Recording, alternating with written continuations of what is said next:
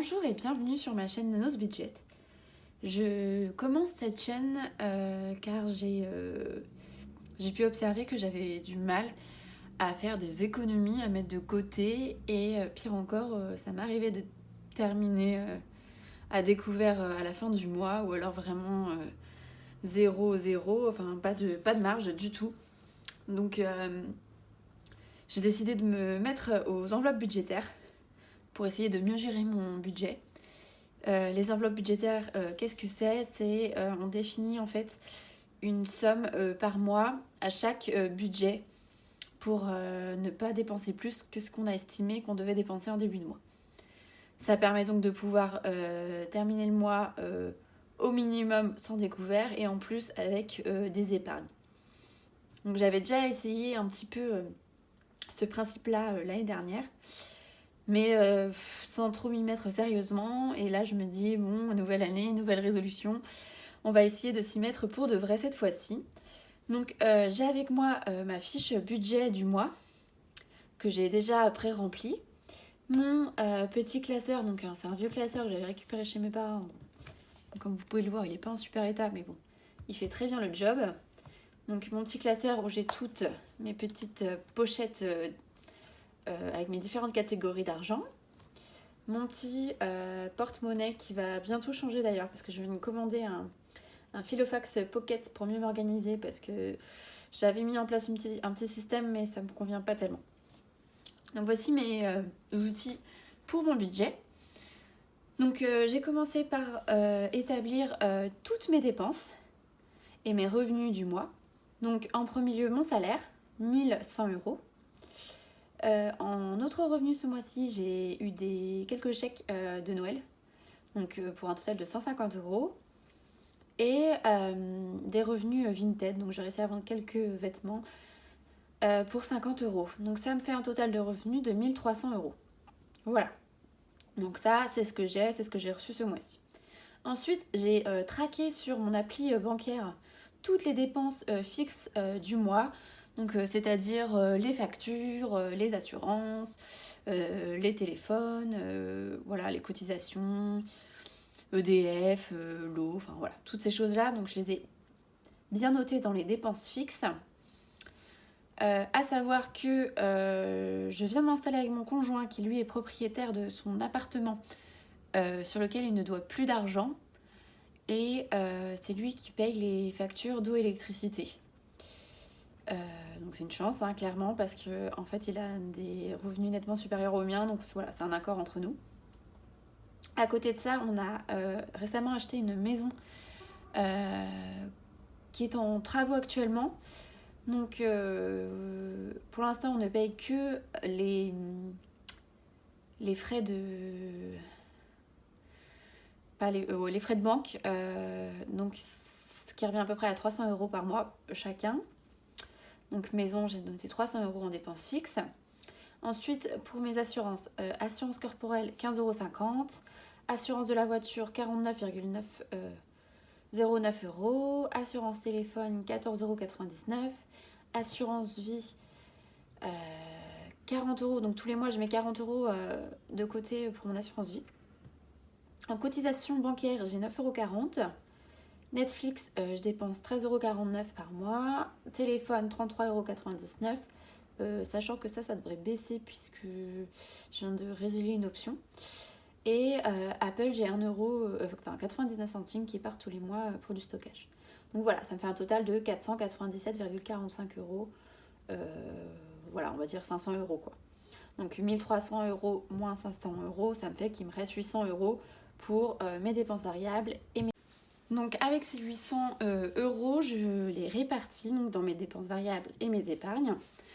Donc j'ai estimé pour l'alimentation, à raison de 4 semaines en mois de janvier, 40 € par semaine. Donc soit 160 €. Pour le restaurant, pareil, 40 € par semaine, 160 €. Pour les loisirs, 20 € par semaine, 80 €. Et pour divers, 20 € par semaine, 80 €. Dans divers, je mets tout ce qui va être dépenses autres que alimentation, mais dont j'ai besoin. C'est-à-dire du shampoing, je dois acheter du shampoing, de la lessive, enfin voilà quoi, toutes ces petites choses qui parfois on a besoin voilà, de racheter. Donc tout ça, ça me fait un total de 480 euros. Il me reste donc 320 euros à dispatcher dans mes épargnes.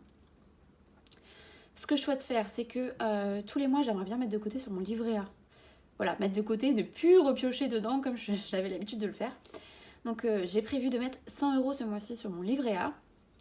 Ensuite, en santé, j'aimerais bien mettre 20 euros d'épargne tous les mois. Santé, ça va être par exemple quand j'ai besoin d'aller m'acheter un médicament, si j'ai besoin d'aller chez l'ostéopathe, ou alors si voilà, on doit aller à l'hôpital, qu'il faut avancer des frais. Bon voilà, au moins c'est prévu, j'ai une petite épargne de côté tous les mois que je mets et donc qui se cumule quoi, jusqu'à ce que j'en ai besoin. Pareil, beauté, donc par exemple pour aller chez le coiffeur, 20 euros par mois que je voudrais mettre de côté pour pouvoir piocher dedans une fois que j'en ai besoin. 20 euros par mois pour les vêtements, 20 euros pour les anniversaires, 20 euros pour Noël, 20 euros pour les vacances, 40 euros pour voiture. Bon là je mets un peu plus pour voiture parce que je sais que je vais bientôt avoir des frais à faire dessus. Donc j'aimerais bien vraiment avoir de l'argent de côté quand ça va arriver. 20 euros pour les impôts, enfin donc pour la maison qui arrive, donc, enfin voilà, impôt sur le revenu, tout ce genre de choses, tous les ans. Et donc bon, j'ai déjà une partie de débité sur mon salaire, mais bon souvent il y a un réajustement à faire, donc je vais avoir de l'argent de côté pour ça. 20 euros dans les urgences. J'aimerais bien avoir un petit fonds d'urgence pour les coups durs, quoi, clairement. Si jamais j'ai une baisse de revenus ou voilà, finalement il y a une grosse dépense à faire qui n'était pas prévue. Bon, voilà, avoir un petit fonds d'urgence. Et van, 20 euros. Van, c'est un projet qui me tient à cœur. J'aimerais partir, enfin voilà, m'acheter un van et l'aménager pour pouvoir partir en vacances en fourgon. Donc voilà, et donc là on revient bien à 320 euros. Donc 320 plus 480 plus 500, on est bien aux 1300 euros de revenus. Donc normalement, si je me fie à ce budget et que je m'y tiens, je devrais pas finir à découvert ce mois-ci. Donc mon classeur avec mes pochettes et l'argent que j'ai retiré.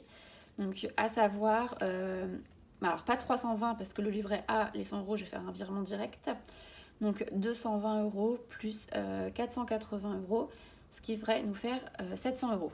Donc voilà, j'ai été retirer l'argent et là je vais placer maintenant cet argent dans les différentes pochettes dédiées. Donc on a dit alimentation 160 euros. 1, 2, 3, 4, 5, 6, 7, 8. Voilà, hop, je mets dans la pochette alimentation. Pareil, restaurant.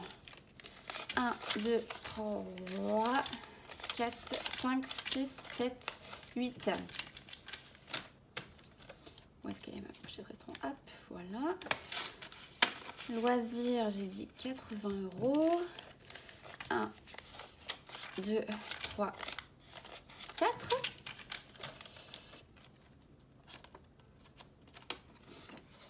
Voilà. Divers, on a dit 80 euros aussi. 1, 2, 3, 4. Et en fait, donc l'idée, c'est de ne pas dépenser donc, le budget que je mets dans chaque enveloppe, mais aussi de, voilà, s'il en reste finalement, si j'ai pas de dépenser à la fin du mois ou à la fin de la semaine, en fait, cet argent va me servir à mettre de côté dans les autres pochettes. Alors, santé, j'ai prévu 20 euros ce mois-ci. Hop. Vêtements, j'ai dit 20 euros aussi. Beauté, on a dit 20 euros. Vacances, 20 euros. Hop, Noël, 20 euros. Anniversaire, 20 euros. Voiture, 40 euros. Van, on dit 20 euros. Donc maison impôt, c'est 20 euros. Et urgence, 20 euros. Et alors il me reste une dernière pochette, c'est le défi 5 euros. Donc ce défi 5 euros là, l'idée c'est que dès que dans mes dépenses quotidiennes je reçois un billet de 5 euros, je ne dépense pas mais je le mets de côté dans le défi 5 euros. Comme je vous ai dit, j'avais déjà commencé à faire ce principe de enveloppe budgétaire sans trop m'y mettre, mais j'avais quand même réussi à mettre pas mal de côté avec les défis 5 euros. Donc je vais quand même vous montrer ce que j'avais pu mettre de côté. Donc là, quand je mets une trombone, ça veut dire que c'est un paquet de 50 euros. Donc j'ai 50 euros plus 55, 60, 65, 70, 75 et 80. Donc vous voyez, j'avais quand même réussi à mettre 80 euros de côté avec mes petits billets de 5 euros jusqu'ici. Bon, là, on va vraiment s'y mettre sérieusement, donc je devrais réussir à mettre un peu plus de côté. Je l'espère. Donc je les laisse là. Et pour l'instant, je ne sais pas encore trop ce que je vais faire de cet argent que je mets de côté. Peut-être qu'il me servira pour la voiture, là, par exemple, vu que c'est le prochain grosse dépense. Ou voilà, j'ai réfléchi encore, je suis pas trop sûre de moi. On verra bien. Donc chaque mois, chaque début de semaine, vous allez prendre ce que vous avez prévu pour la semaine dans votre petite pochette et le mettre dans votre portefeuille. Donc là, moi, pour alimentation, j'ai prévu 40 euros. Hop, je les place dedans. Pour divers, j'ai prévu 20 euros. Pour restaurant, j'ai prévu 40 euros. Hop. Et pour loisirs, j'ai prévu 20 euros. Voilà. Donc, écoutez, je suis partie avec mon petit budget pour la semaine, en espérant que tout se passe bien et que je ne dépense pas plus que prévu. Et puis, eh bien, je vous retrouve dans une semaine pour refaire un bilan sur la première semaine passée. Je vous dis à bientôt et on se retrouve dans la prochaine vidéo.